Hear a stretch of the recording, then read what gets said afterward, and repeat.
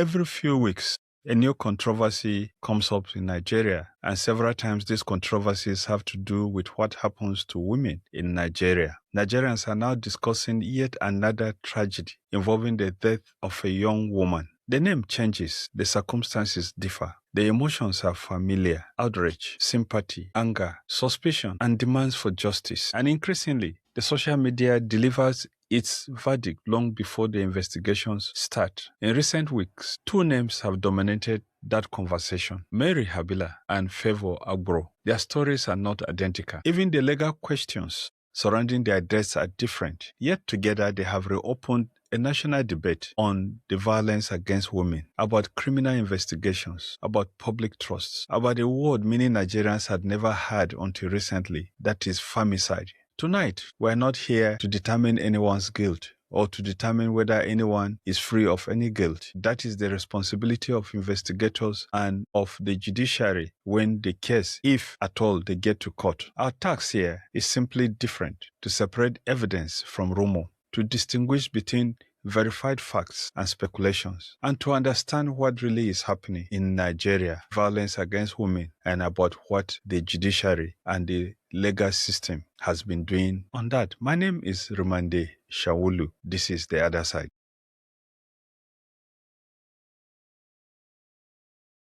The distinction is important because justice begins not with assumptions, but with evidence. Before discussing either case, let's understand the language. The United Nations defines femicide, sometimes called gender-related killings of women and girls, as the intentional killing of women because they are women, or killings that occur in contexts such as intimate partner violence, sexual violence, harmful practices, or other gender-related motives. And of course, by this definition, not every death of a woman is femicide, and not every murder involving a female victim is legally classified as homicide. To establish that homicide has taken place, you require the intent, the context, and the relationship, as well as the evidence. All this, of course, matter. That distinction is essential because one of the dangers of emotionally charged public debate is the temptation to classify every suspicious death of a woman as femicide before investigations establish what actually happened. And of course, today Nigeria does not have a standalone criminal offense called femicide. Instead, cases are prosecuted under existing laws covering murder, culpable homicide, manslaughter, or related offenses. Civil society organizations such as Those Care Foundation and the Femme Foundation nevertheless track gender-related killings to understand patterns that may otherwise have been hidden. Their data show that intimate partners, family members, acquaintances account for a significant share of documented cases.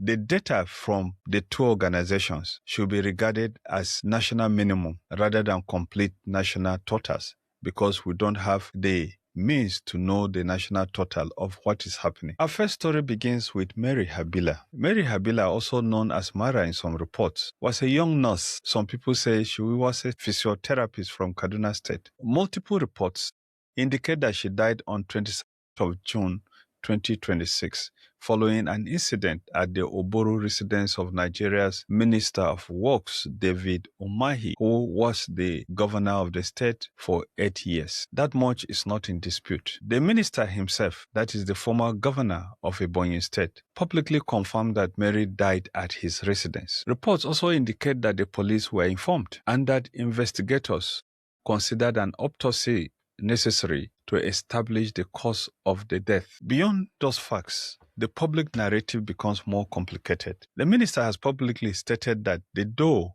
to the room where Mary died was first opened when people in the compound became concerned that she had not come out. He says that medical personnel were called. According to him, she was taken to the hospital and attempts were made to revive her. These attempts proved abortive or unsuccessful. The minister says further that police were immediately informed. Those are the minister's public statements. They are part of the official record, but they are not themselves forensic evidence or findings of an independent body. She spoke to her boyfriend at the hour of her death and complaining that she was bleeding from the nose, and the boyfriend said no. You have to report. You say it has stopped. So the boyfriend said, listen, I will not continue this conversation since you are bleeding. It will increase the bleeding. And she told the boyfriend, don't cut the call. The boyfriend cut the call. And 3 minutes later, the boyfriend called again. She was not responding. And even in the morning, she told the boyfriend she was going to bath because she locked her door, you know. So even in the morning, when they broke the door and discovered her dead, the tap was still running. Records in Turkish hospital. The last one was on 5th of April, and it cost me 2.2 million. The records are there. I paid 2.2 million, you know. So that is it. So I don't want to go because it's like a daughter that died.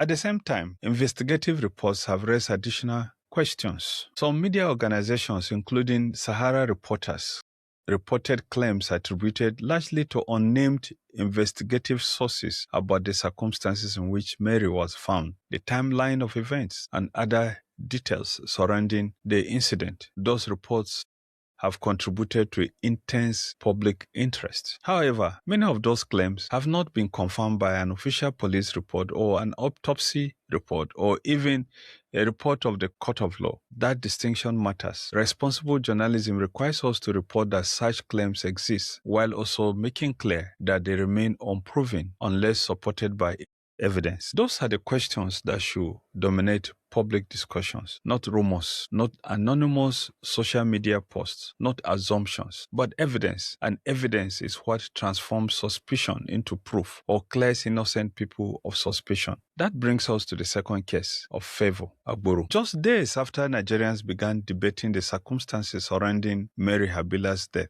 another story exploded across the social media. This time, the name dominating the conversation was Favour Agbro, and alongside her name, another name became one of the most searched in Nigeria. That is Ifeanyi Ogbonna, popularly known online as Odogu of Asaba. Unlike the Mary Habila case, this investigation began with allegations that were publicly acknowledged by the police. According to the Delta State Police Command, Favour Agbro was allegedly subjected to sexual assault and physical abuse before her death. The police subsequently arrested Ifeanyi Ogbonna and announced that investigations were underway. The police have not publicly announced a murder conviction or judicial finding of criminal responsibility against anyone. The case remains before investigators and the courts. That distinction is essential. An arrest is not a conviction. A criminal charge is not a proof of guilt. Only a court can determine criminal responsibility. The public response to this case differed in one important aspect. Unlike Mary Habila's case, there was already a publicly identified suspect, that is Ifeanyi Ogbonna, the Odogu of Asaba. Police action came quickly. Images of the arrest circulated widely. Many Nigerians interpreted the arrest as a confirmation of guilt, but that is not how a criminal justice system works. Police arrest individuals because there are reasonable grounds to investigate or prosecute. The burden of proving guilt remains with the prosecution, and that burden is deliberately high. That is beyond reasonable doubt, not beyond social media outrage. Social media outrage, of course, do not constitute beyond reasonable doubt. The difference is important because public debate often collapses every stage of criminal justice into one. Of course, the cycle or the system includes the following: investigation, arrest, charge to court, trial, conviction, and appeal. These are different legal stages. Confusing them undermines both the justice system and public understanding of what is happening. At first glance, these two cases appear remarkably similar. Both involve young Nigerian women whose deaths generated nationwide attention. Both triggered enormous public anger. Both became major topics across television, radio, newspapers, Facebook, X, TikTok, and WhatsApp. Both prompted calls for justice to produce thousands of online opinions.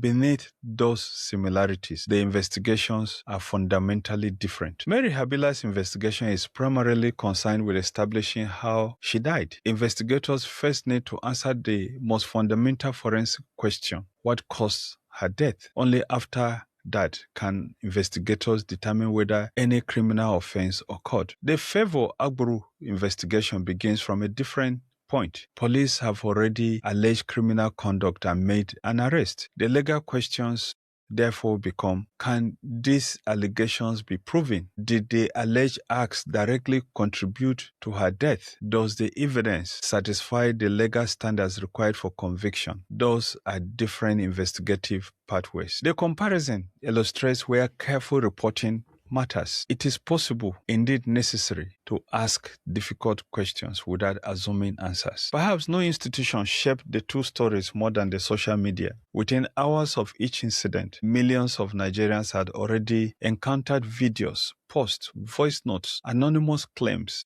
and competing versions of events. Some users demanded immediate arrest, others declared suspects innocent, others created elaborate theories unsupported by evidence. This phenomenon, of course, is not unique to Nigeria. Around the world, high-profile criminal investigations increasingly unfold simultaneously in two places: inside police case files and inside social media algorithms. The difficulty is the algorithms reward certainty. Investigations require patience. Social media reward outrage. Justice requires evidence. Algorithms reward speed. Forensic science requires time. As journalists, our responsibility is not to repeat the loudest voice. It is to pursue the most reliable facts. Sometimes that means saying, "We do not know yet." That is not weakness. It is honesty. The two deaths of Mary Habila and Favour Agbro have revived a wider national conversation, and that is Nigeria experiencing a femicide crisis? The evidence suggests that gender-related killings remains a serious concern and may actually be rising. But measuring the problem accurately remains difficult. Unlike other countries, Nigeria does not maintain a single integrated national database linking every suspicious death of a woman with police investigations, prosecutions, court judgments, and convictions. Instead, researchers rely heavily on organizations such as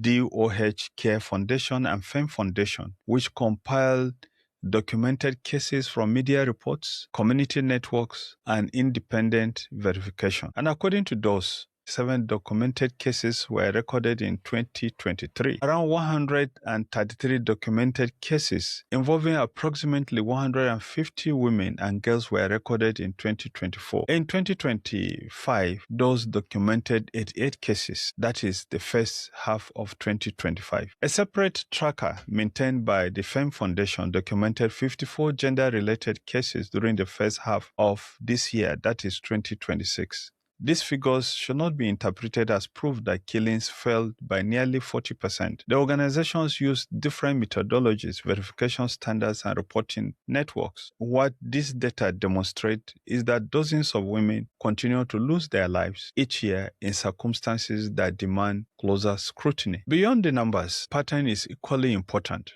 According to the Femme Foundation tracker, husbands and boyfriends accounted for approximately 37% of documented perpetrators in the first half of 2026. Other suspects include former partners, relatives, acquaintances, kidnappers, robbers, and individuals whose identities are not known. Researchers also identify recurring circumstances as including the following: domestic disputes, attempts by women to end relationships, sexual violence, rejection of romantic advances, kidnapping, armed robbery, and prolonged domestic abuse. Those patterns mirror findings published by international organizations studying gender-related killings across the world. Many of the warning signs appear long before a woman is killed. Neighbors may hear repeated arguments. Family members may know she fears returning home. Friends may receive messages describing threats. Some women report violence to the police. Others remain silent because they fear retaliation. Many cases never receive national attention. Some don't even receive local attention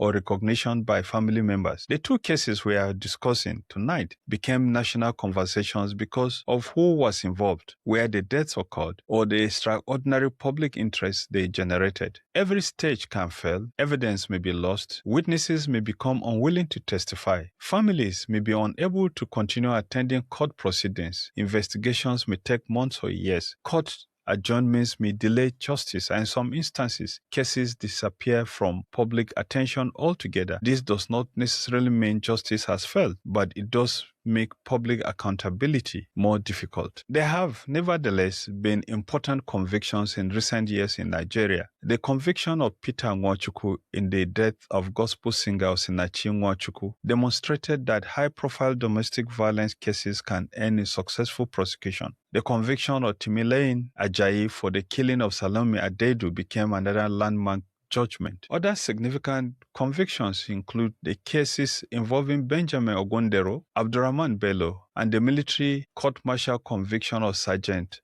Adamu Mohammed. These cases demonstrate that Nigerian courts are capable of delivering justice where investigations are thorough and evidence is sufficient. However, researchers also note that this successful prosecution represents only a small proportion of the documented cases recorded each year. Successive governments, even in Nigeria, have acknowledged gender-based violence as a serious national concern. Nigeria established a national gender-based violence dashboard under the EU-UN Spotlight Initiative, and an interministerial committee was also created to coordinate policy responses. Civil society organizations argued that implementation has not been progressive and has not matched the ambition set out in the documents. According to reports cited, the committee made infrequently, updated the national database inconsistently, and proposed legislation specifically addressing femicide has yet to become law. Police responses have likewise varied. In some cases, suspects have been arrested within hours. In others, families have complained of slow investigations or inadequate communication. In the Mary Habila investigation, public confidence has depended heavily on whether investigators can complete an independent forensic examination and communicate their findings transparently, notwithstanding the pressure from the father that he does not want an autopsy to be carried out. I am Junko Habila Wisdom,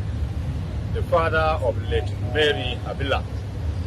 Just as my barrister have just said, I don't have much to talk in this case. All that I want is the death of my daughter. We don't keep death of a little child up to so long, just like this. So that is why I'm here to say it once again and for all. I need the corpse of my daughter to take her for burial. That is what I'm standing on. Thank you very much. Thank for Habila Wisdom. That is why I said I don't want the autopsy. That's why I'm demanding the corpse of my daughter to go and bury her now. Very cordial relationship, both in her working place, in my home, and everywhere.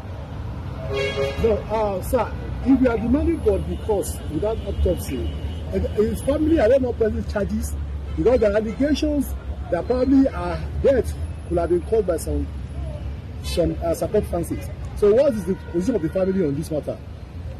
The position of the family in this matter is, I've just said, we are of the truth. We need the corpse of this daughter. We don't want that autopsy that we are talking about. Yes, sir. Are you suspecting anybody? I am not suspecting anybody because death can occur. Even as we are standing here, one can fall here now and die. So we are not suspecting anybody. It has happened. It has happened. Thank you. Thank you. In the case of Favour Agbro, public attention has focused on whether the prosecution can present sufficient evidence to sustain any criminal charges brought before the court. Perhaps the greatest lesson from these two stories is not about any single individual. It is about institutions. Strong institutions do not ask citizens to choose between justice and fairness. They deliver both. They preserve evidence. They protect crime scenes. They conduct independent autopsies. They interview witnesses professionally. They communicate with families honestly. They prosecute cases diligently. And when investigations conclude, they tell the public what they found, even when those findings challenge popular assumptions. For Nigeria to reduce violence against women, several reforms deserve serious considerations. First, the country needs a unified national database that links police investigations, prosecutions, court judgments, and correctional records. Without reliable data, policymakers are left responding to headlines rather than evidence. Second, Nigeria should continue investing in forensic capacity, more trained pathologists, better equipped laboratories, faster toxicology testing, and improved crime scene management. Third, victims and their families require stronger support systems, shelters, counseling services, legal aid, and witness protection mechanisms. Fourth, public communication by investigative agencies should become more timely and transparent. In high-profile cases, silence often creates a vacuum filled by speculation. And finally, every one of us has a responsibility before sharing a sensational post. Ask, who confirmed this? What evidence exists? Has the information been independently verified? Has a court reached a finding? Truth is rarely as fast as the viral posts, but truth is what justice depends on. Tonight, Mary Habila's family continues to await definitive answers. Favour Agbro's family continues to await the outcome of the police investigations and possible judicial process. Their stories remind us that every statistic represents a human life. Every headline represents a grieving family. And every investigation is ultimately a test, not only of the people directly involved, but of the credibility of Nigeria's institutions. Justice delayed can erode confidence. Justice rushed can produce injustice. Justice grounded in evidence strengthens our nation. I am Rimamnde Shawulu. Thank you for watching The Other Side.